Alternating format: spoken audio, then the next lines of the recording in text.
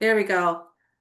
Okay, so a little bit about me. Mr. Bauer just shared a lot of this. We went to school together. I was a little bit younger. I should throw that in there. I was a teacher in middle school, high school, and Wells schools for a little bit. Then I took a break to raise these three kiddos. And then I went back to school when my youngest was born. And now I am doing this counselor life. And above all, though, I am a child of God.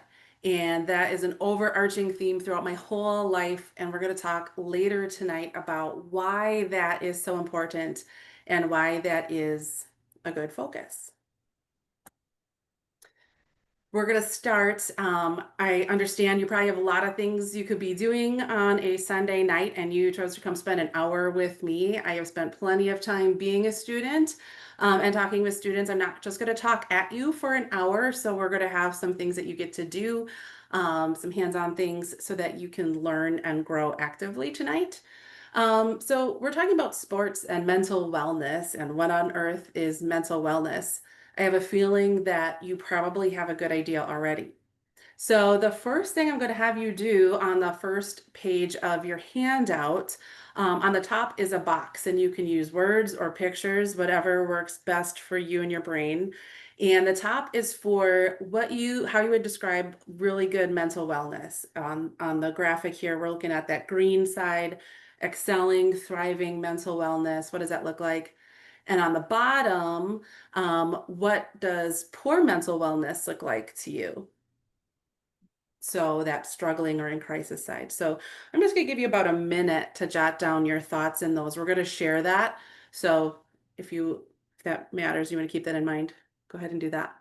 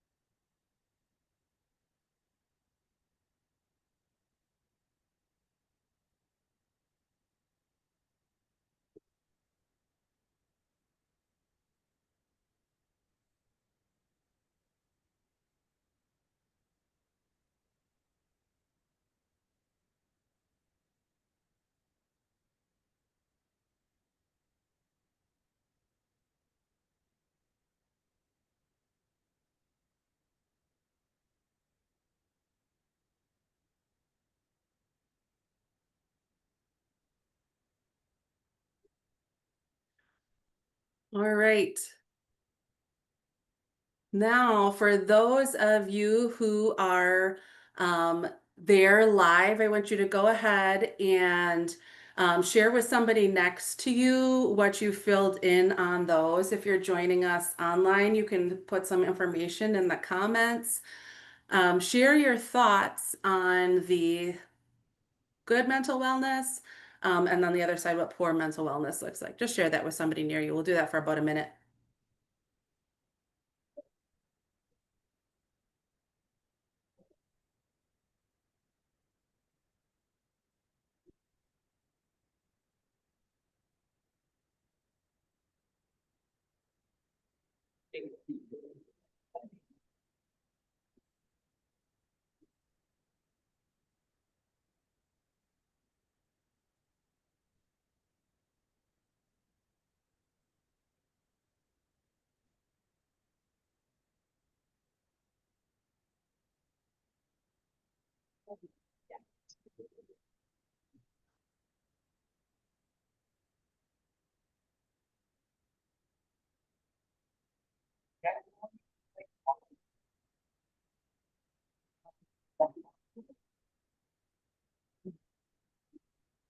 Go ahead and finish up those conversations. I am sitting behind all of you, so I can't even see how you're doing in the conversation. So I'm just going to say you did an awesome job and had amazing conversations. And I bet you have a really good start or a handle on good mental health, struggling mental wellness. And the important thing to remember is that mental wellness, just like this graphic here, really fluctuates.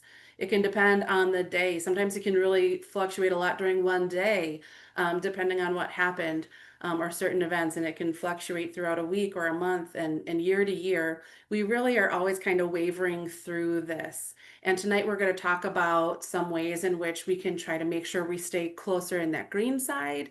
We're also going to take a look at sometimes when we're on the other side, some things that we can do when that is happening. So let's move to our next slide. Maybe. There we go. You probably know a lot of the benefits of being in a sport for your mental wellness, right? You get some good exercise, you get to hang out with friends, you get to like have competitions, it can build your confidence. But there's also a lot of factors that can lead to some struggles with mental health for athletes. Some of those can include expectations. Those can be expectations you've set for yourself. They can be expectations from a coach or parents or teammates, and they might be really high expectations that maybe you can't get or they're really hard to get. There's comparisons. You're constantly comparing yourself when you're competing against other people. You constantly get feedback. Was I better than that person or not better than that person? In this huge digital age, those comparisons aren't even stuck to like your own gym or where you're competing, but you can start watching people online and you start comparing yourself in so many areas of life. And if you haven't heard this phrase, you should always remember it. But comparison is the thief of joy. And we like to do that a lot, comparing ourselves to others and then feeling down about ourselves. Anxiety can be increased because of the fear of letting others down, right? You've got coaches again, and parents and teammates, yourself. You want to perform well for them. And then there's just frequent external feedback. You're constantly getting information if you were successful or not. You either won or you didn't. You made the shot or you didn't. Whatever that might be, it's a lot. And if we don't have a lot of great pillars in place, that can be a struggle for us to get through. So tonight we're digging deeper into this anxiety piece, but we just want to share that there's some other struggles that athletes can have too. So just because we're not talking about those doesn't mean that if you are struggling with something that's not normal. We're just talking about anxiety specifically tonight. So these are some key symptoms of anxiety. I'm not going to read them all to you right now because I know you can, and we're going to do another activity. On the second page of your handout, we're going to be thinking about anxiety and how that specifically shows up for you. So on your handout, there's like a body outline and this list of symptoms. I want you to put yourself in like right before a huge competition or a big performance. So maybe it's like the championship game, maybe it's the first game of the season, maybe it's homecoming, whatever it is, really big performance for you. I want you to think about what are my specific symptoms because this is different for every single person. You can draw pictures on that body on the handout. You can write words. Maybe it's like sweating on the forehead or something. Whatever it is, just take a quick moment to jot down what is that, how does that show up for you?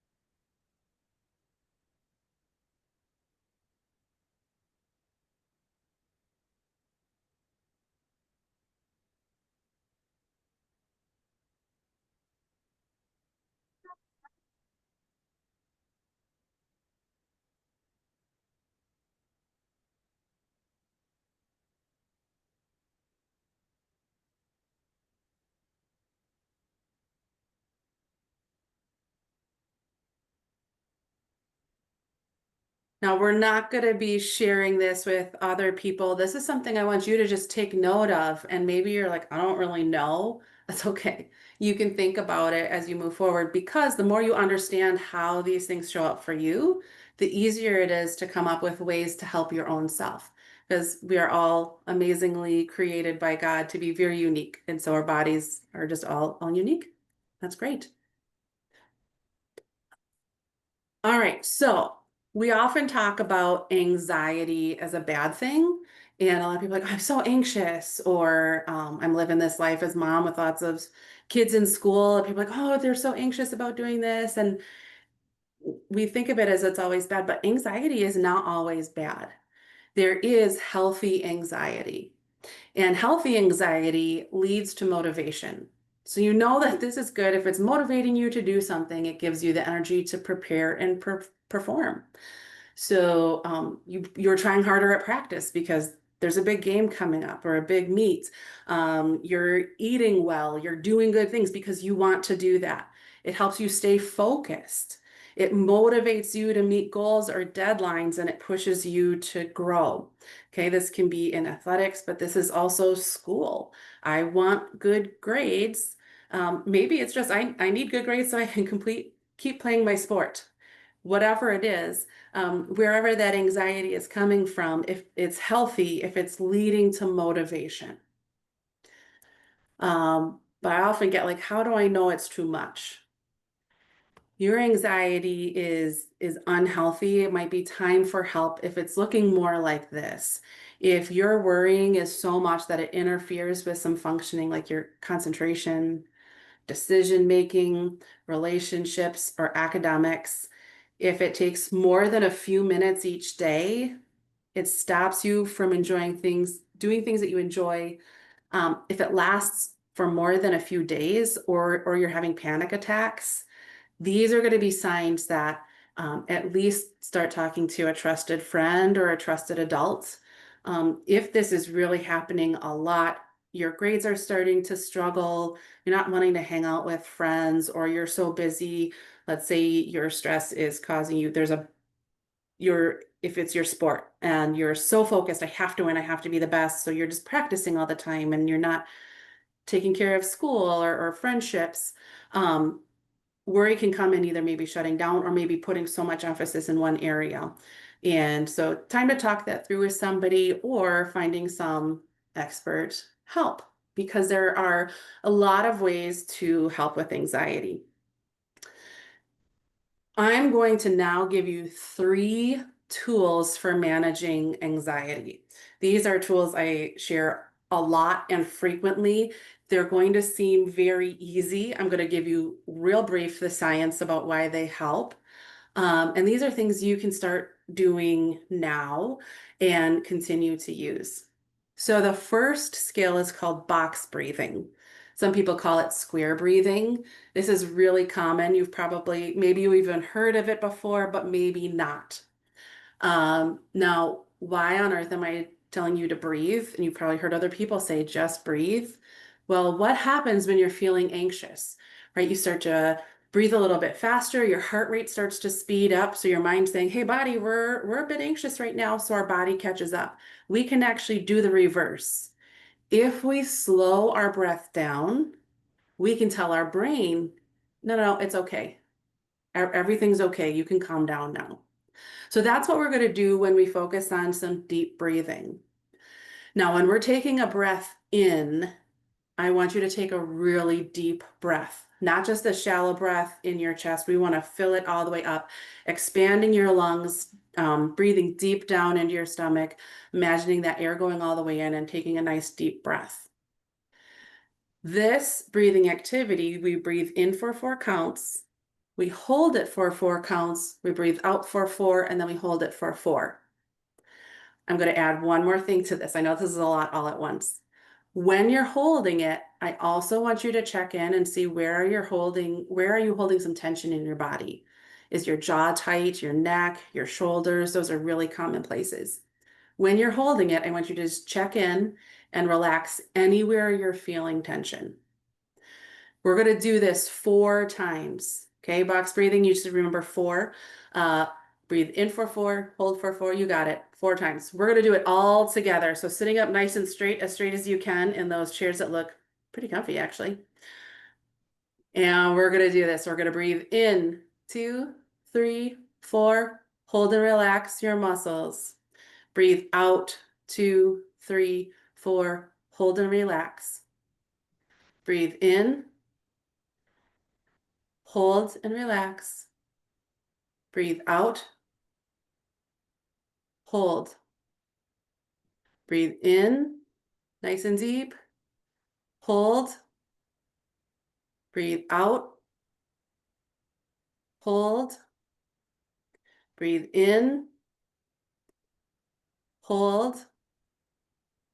Breathe out, hold.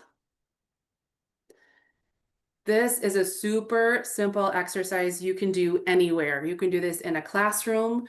You can do this in a dorm room. You can do it in a car. Anywhere you can look for a square or a rectangle, anywhere. They're all over the place. And you can just look with your eyes and count to 4 and go all the way around. You don't even need to look at a square to do it. I think you can count to 4 without it. If you, some people even like to have, maybe there's a square on their desk, maybe it's a calculator or a phone, and you actually trace it with your finger. Anything like that is helpful. This is a great tool to use even just throughout the day. I'd imagine as you go from class to class, some stressors might increase throughout the day. Maybe you have a weird interaction with a classmate or whatever. This is a simple tool to calm your body down even before the stress is so overwhelming that you're even noticing it. Next tool is similar.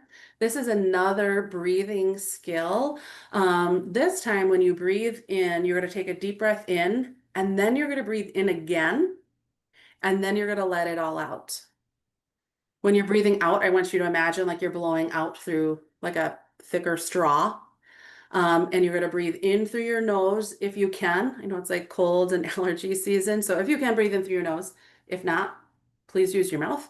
And we're going to add one more level to this breathing skill. I want you to imagine when you're breathing in that you're inhaling God's peace. So imagine just peace and calm coming up and through your mind, and you're going to exhale fear or blow out anger or stress or whatever it is that you're feeling. We can breathe in that peace and calm, breathe out fear or whatever it is for you. We're going to just do this one a couple of times. So in through your nose if you can, breathe in deep. Take another breath in. Now let it out. Good. We're going to do it one more time, breathing in through your nose. And again, and then let it out. Good. Again, a really simple tool. You can do this wherever you want, really. You can do it in the middle of a class. People won't know.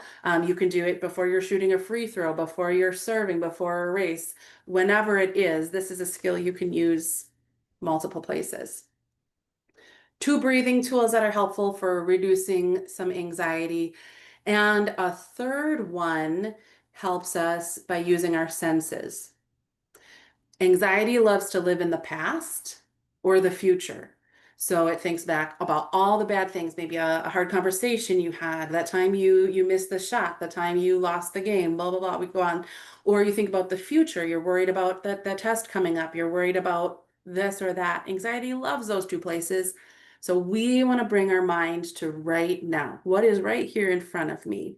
And using your senses is a great way to do that. So you can use sight. Look around you, name things you can see in your head. If we all started doing that right now out loud, that would be kind of crazy. So look around and see what you can see. What can you hear? What can you smell? What can you taste? And what can you touch or feel? What can you feel? So maybe it's like the cushions underneath you, your feet on the floor, maybe you're holding a pencil. Using those senses can be really helpful for bringing you into the moment. So this can happen in the thick of a game if you are super stressed. I have some athlete clients that I'm working with, they do this. They like just focus on, some of them like 1 or 2 of these senses even more. So they'll focus on, what is everything I see right now? What can I hear? And that helps bring them back right into that moment to perform the best they can. All right, that was your super fast crash course on anxiety and so a few tools to help manage it. Now we're going to get into some things that we're going to talk about, ways that we can increase our mental wellness. So what are the things we can do to help us out to be stronger in general. And we're going to talk first about this resilience piece. Um, can you just raise your hand if you've heard of resilience? Raise your hand. Quite a few. All right, awesome. So resilience is just coming back after you've had a setback, a failure, an injury. And this can be hard to do, and it's something we need to learn, and we can start small and grow our resilience. This could be a long, long piece. In fact, Christian Family Solutions actually has free training on their website, a much longer webinar on resilience that I would recommend that you take a look at if you haven't ever done that. It's a bit longer, it's a commitment, but you can take your own pace to go through it. But that's really helpful. So for tonight, we're going to focus in on three pieces. Now, preparing for this, I listened to a lot of podcasts and books by different people about this specific field. I heard Olympic athletes speaking and professional athletes.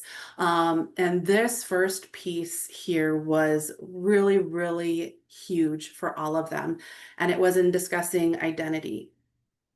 It is really important that your identity has multiple pieces to it. One person talked about how, like, just how you diversify your investments. Maybe you're not there yet, but if you were to purchase, let's say, stock in one thing, if that goes away or crashes, you're all out. Like, what are you worth then? It's all gone away. The same thing is with your identity. If you put all of your identity is based on one specific aspect of your life, if that piece is hurt or damaged or goes away, then people really struggle. This can happen a lot with athletes who maybe focus so much on, let's say it's football. This is who I am. I'm a football player, and you live, breathe, eat football. You watch football, you listen about football, all football. And then if an injury comes, or you have an awful season or whatever, then like, what else is there? This can also be a struggle for high school athletes who are maybe really strong performers in high school and then maybe move on to college and aren't in a sport anymore. That struggle becomes again, now, who am I now? And that can be hard. So first of all, to identify what are the other areas of my life that are important for me. And above all of those pieces, we want to make sure that identity is rooted in Christ. The amazing thing about rooting your identity in Christ is that that can't change. Nothing could ever take away how much God loves you and what he means for you. That can't change. He is always there for you. Some other identities you have, you might be a brother or a sister, you're a son or a daughter, you're a student, you're an athlete, you're a friend. There are so many different pieces of you. All of those can be put in jeopardy, right? You can have an argument with your parents or with a sibling or a friend, or there's other pieces. Maybe a friend is like, I don't want to be friends with you anymore. And there's drama there. And they're like, now who am I? When that doesn't happen with Jesus. He doesn't do that to us. I want to take a quick moment. We're going to read Ephesians 2:10 together. So read this together. For we are God's workmanship, created in Christ Jesus for good works, which God prepared in advance so that we would walk in them. You were created with gifts and abilities, some of which you might not even know yet, to do God's work. And when we focus on that piece of this and realize who we are as a whole, that is powerful. I have this other note here. This was taken from an NFL football athlete. He lived, breathed, ate football, and then he was injured twice, long-term injuries. And he worked for a long time with the counselor, and he shared this quote that I thought was really impactful. And he said, your sport is your passion, not your purpose. Like, your purpose is so much higher, but you still get to be passionate about your sport. That's still fun. Okay, we're going to take a moment. Your next thing on your handout you have is it says, who am I? And this is honestly a task that I want you to kind of take home and talk about with other people. But I want you to start diving into all of these aspects of who you are. So it's got easy questions like your age, dream job that might not be as easy. Leave the circle open. And I want you to just go ahead and take some time to complete some of those squares. We'll do about a minute, see how far you get.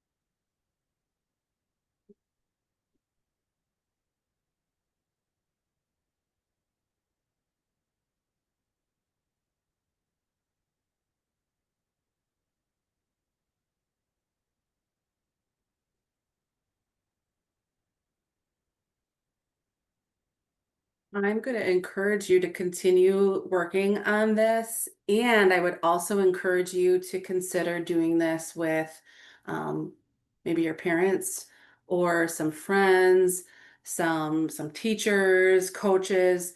And I'm encouraging you to do that because I see a lot of teens when I'm counseling and middle schoolers and high schoolers. And there's a part on our first session when I ask, what are you good at? And without a doubt, um, I would say like 95% of the time, either they're like, I don't know what I'm good at. And then I have to ask their parents, you tell me. And they have all these wonderful things to share. Um, or they'll say things like, well, math, and like spelling, right? Maybe they're like grades because they know maybe they get grades on it. There's so much more to skills and abilities and life that I want you to become aware of and find out like what are you really good at. So maybe you're really good at being the friend who notices someone that's hurting and knows what to say. Maybe you're the best listener. Maybe you're the encourager. Whatever it is, there's a lot of different skills and strengths that I want you to consider. The other thing I want you to do later, or think about is that circle on the bottom. I want you to turn that into a pie chart of your identity. So that rectangle that says, what are some identifying parts of your identity? I gave some examples there. This is where you could ask, like, what else is important? What is important to you? Do you love animals? Whatever it is. Think about all those different pieces. And if that was a pie chart, how much of a percent would each of those pieces get? Right? The goal in being that one aspect of your life isn't like a huge, huge piece of that. Because when one of those gets taken away or gets hurt or whatever, um, that can be hard for us to come back from. Okay, next part on this resiliency piece is having a good support system.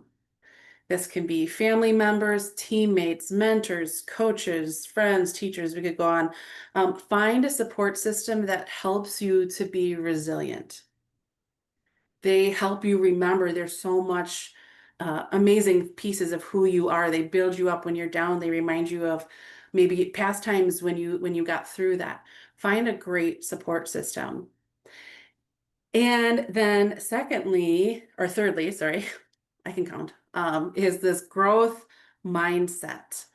I'm going to assume again that growth mindset is a term that many of you have heard. Can you raise your hand for me if you have heard of growth mindset before? Yes, this has been like all the rage because we've realized the importance of knowing that we can always do better. There's a counseling activity I use with people called the power of yet. So if someone's like, I don't have any friends. Okay, I don't have any friends yet. I can't slam dunk. I can't slam dunk yet. Now, we could talk about realistic goals. That may be a realistic goal for some of you, maybe not for others. But right, that power of knowing I can continue to grow and do things better. So remembering that there is no failure, there's feedback. Okay, failure is feedback. We've got a little growth mindset activity for you now. So on the next page of your handout, it says, write down a time you failed.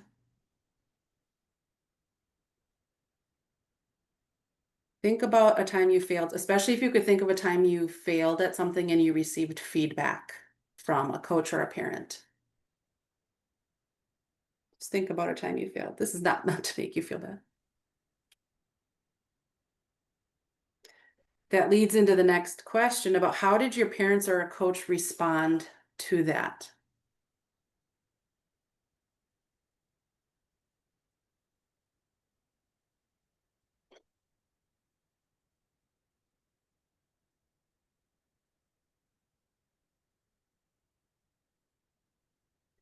And then the third question there we're going to do right now too, why was it helpful or what could have been more helpful?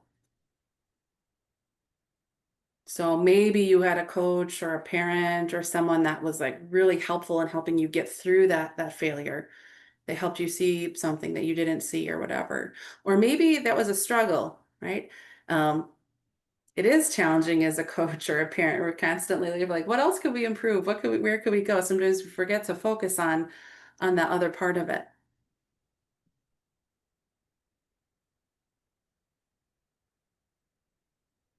I'm going to keep moving to make sure we've got some time at the end in case we need it.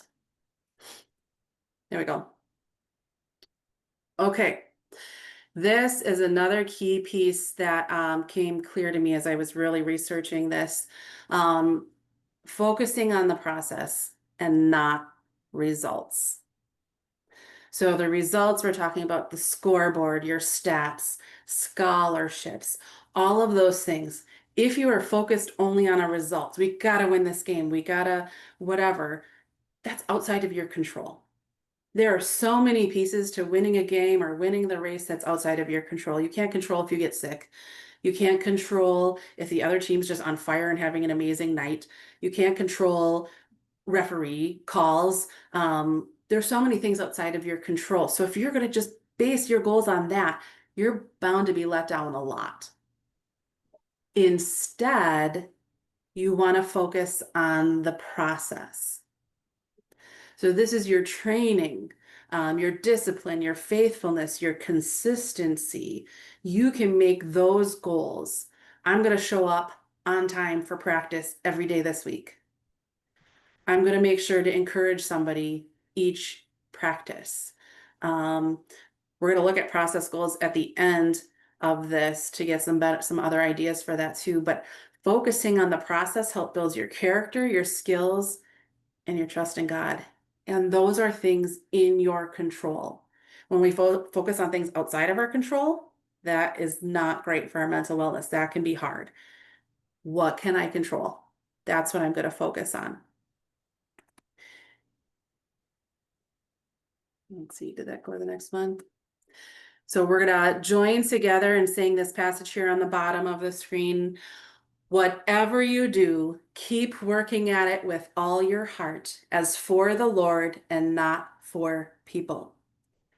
You can keep focusing on what you're doing because you're serving your Savior. Here are a few more some practical skills here. So setting process goals. We're going to take some time to do this right at the end. Gratitude practice is really important. Our minds are not drawn to this. Our minds are usually drawn to the negative things. When you get to the end of the day, you're probably thinking about like, oh, that conversation I had didn't go like I wanted. That quiz, yikes. A lot of negative things. We want to start focusing on the positive things. So making yourself set some time to do gratitude. Maybe you do it with a friend. Maybe you set time to do it before you go to bed or as soon as you wake up.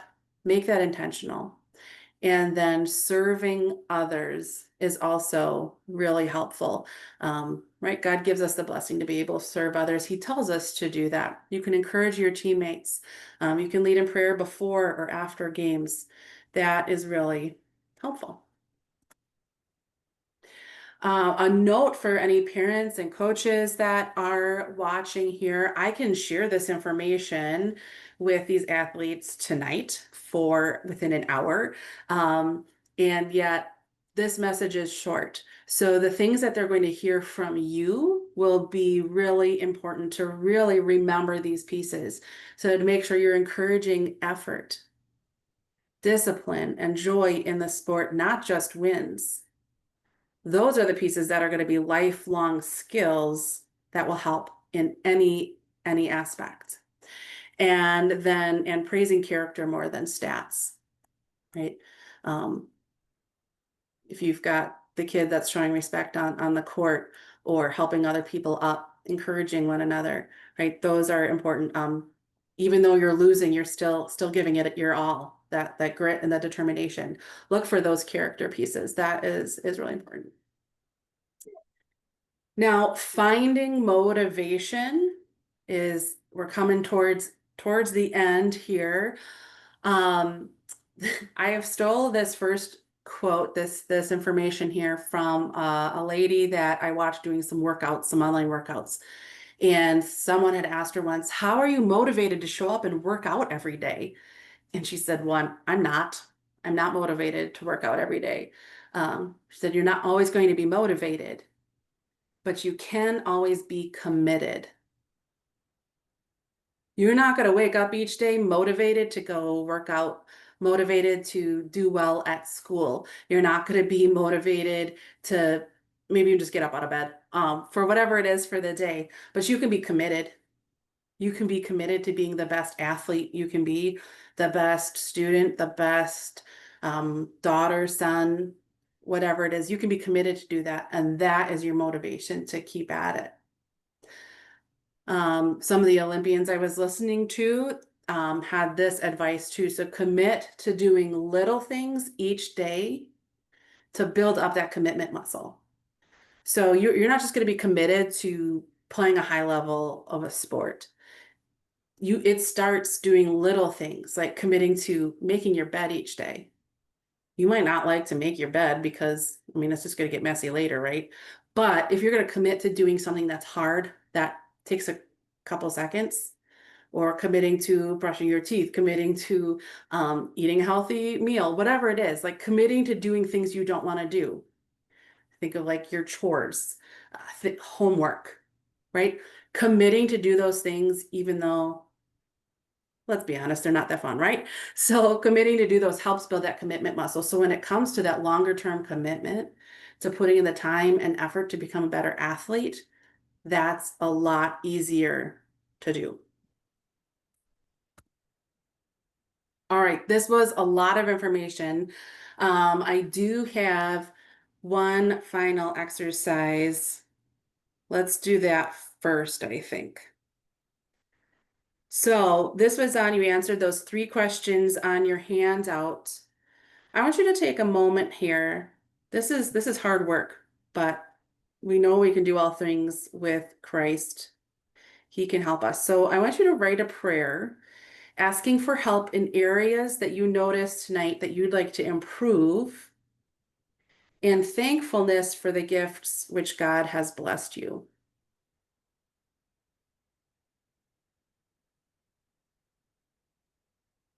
Go ahead and take a moment to write that prayer for yourself. We won't share this. This can be personal for yourself.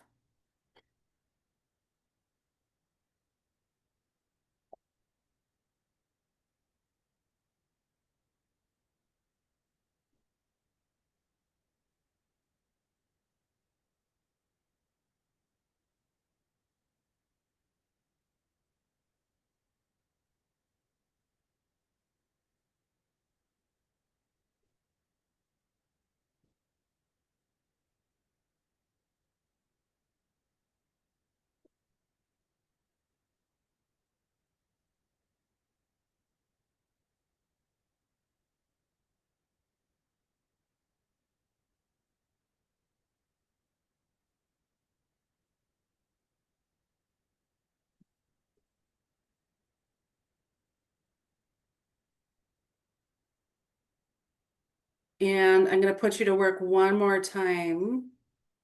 I want you to create 2 to 3 process goals for yourself to work on this week. There are some examples on the next page. So there's some mindset and focus goals, some effort and work ethic goals, technical and skill goals, team and communication goals. I know each of you is in a different sport, so feel free to make these work for you. Which of those do you think would be best for you? Again, these are unique to each one of you. So I'm going to give you a moment yet to write out what goals, process goals, are you going to set for yourself this week?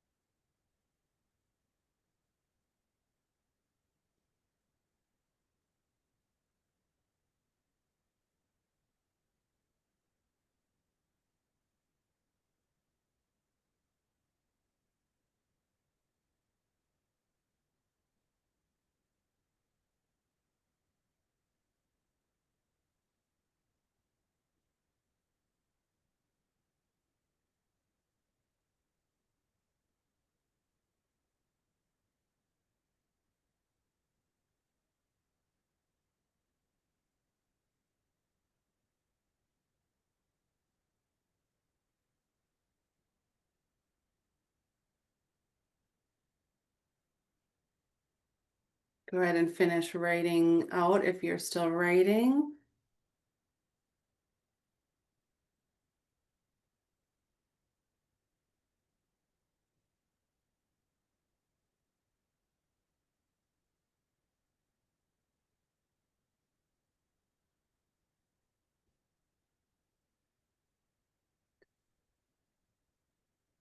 All right, we're going to make these goals a little bit more, we're going to add some accountability to them. So for these process goals that you just made, I want you to share that with somebody. They're going to share with you, and this is going to be your, we're going to call them your accountability buddy. And I want you to check in with each other at the end of the week to see how you did and maybe consider what new process goals you want to set for the next week. And you could start doing this on a regular basis. So go ahead and check in with an accountability buddy so you can hold each other accountable.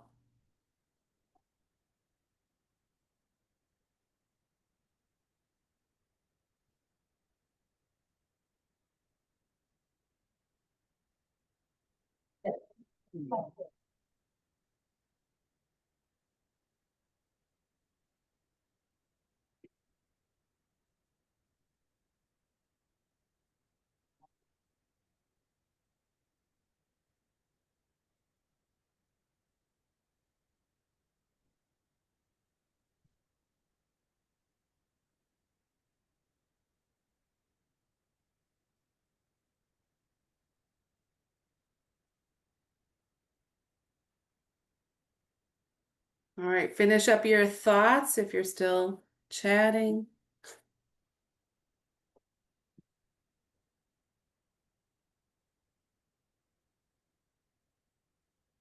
All right, we covered a lot of ground tonight, really quickly. And we're going to leave you with these key takeaways before we open it up to any questions you might have. And so this first point, anxiety is normal, but it's manageable through faith and tools. I do want to take a quick moment with this point to just share that a lot of times as Christians we might feel like maybe if I believed harder, if my faith was stronger, I wouldn't be struggling with these things. I see a lot of Christians that come to see me and they feel maybe guilty that they had to do that or they feel bad. And I get to remind them that God gives us these tools to grow. We have him and our faith in him, but our mental wellness needs to be it needs to grow just like other areas of our life. right? If you needed to get stronger or you're trying to get faster and you tried to pray alone and thought like, just help me become faster, help me become stronger, it doesn't just happen. You still have to put in the work. You're still going to go to the gym. You're still going to put in the time and do all the practices to get there. The same is true for mental health. There's a lot of tools and skills that we can do to help grow those muscles. And so there's nothing wrong with doing that, and it's really beneficial to get to work with somebody one-on-one. You looked earlier at how anxiety looks for you, and I gave you some tools.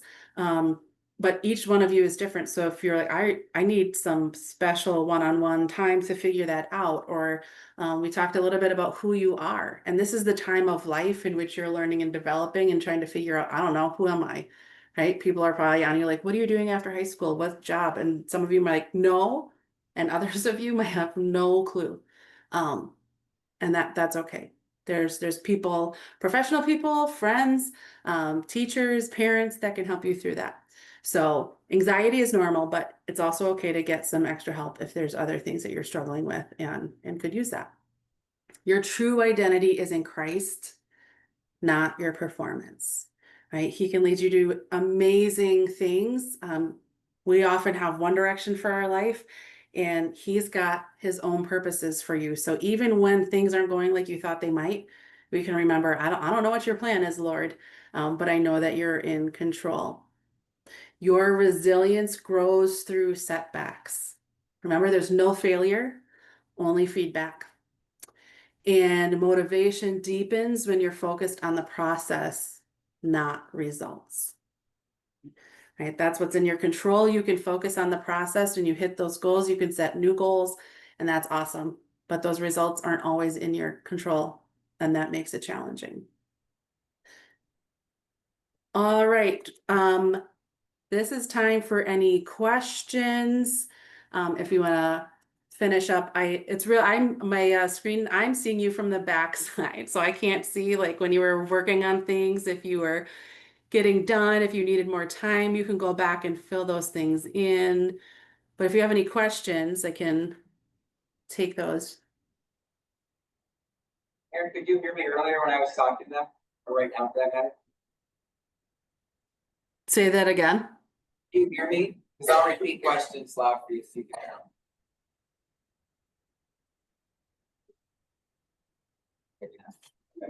them. I can hear you a little bit, but not great. If anyone has any questions. Sorry. We get one.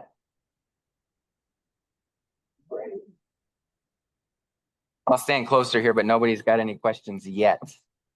Hey, we have one, Addison. The question is, did you play any sports in high school? In high school, I did track. I threw shot put and discus. Um, I did more music things, but I loved basketball. When I was in grade school, I played a lot of basketball. And now I really wish there would have been rugby. I totally got on the Alona Margarine in the Olympics. So I don't know if you have seen her or followed her, but I think rugby would have been my sport if that was available when I was in school. Thank you, Addison. Any other questions? Peyton. The question is, what's the most most rewarding thing about your job? Oh man. I think it's rewarding because the people I work with, they have to do a lot of work, right? So if you imagine like you going to practice and your coach is like, okay, go run this distance and then practice this drill so many times, you're only going to get better if you do it. And then when you do it and see the results, your coach is like, yes.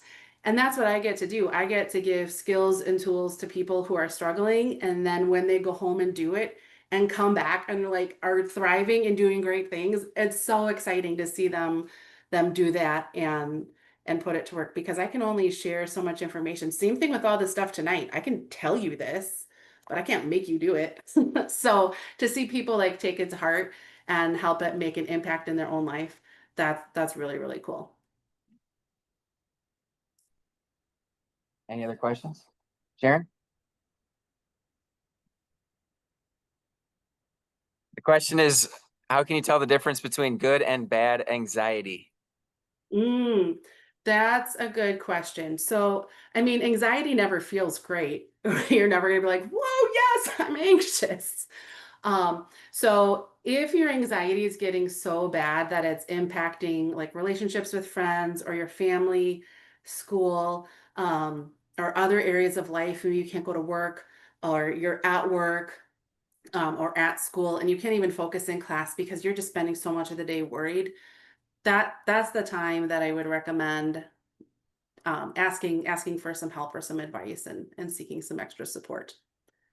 Does that answer what you're looking for? She's nodding. Okay. Okay. Any other questions? There was a hand that went up with Sharon's. Go for it, Lowell. The question is, what's the hardest part about your job? Hmm. Well, I hear a lot of struggling people all day long. And so one thing, like if you're considering going into the counseling profession, it's something that you learn how to like hear some people who are really struggling and hurting. Um, and then sometimes some days are easier than others when I'm like driving home to leave that at work. Um, so so sometimes it can be hard, but it's really we're like I still get to help them. So at the end of the day, that can be it's nice, but you do hear a lot of a lot of struggles all day long. But I enjoy when they getting to help them through it. Any other questions? No more questions. Do you have anything else to say? Otherwise, I have one quick thing. I don't think so. Okay, let's make our appreciation a little more personal than the back of our head. So everybody stand up, turn around, face back here. Let's thank Erin for the good stuff she gave us tonight. Thank you. It's nice seeing your faces. I'm just going to throw on one final screen here with information for Christian Family Solutions. This is who I get to counsel through.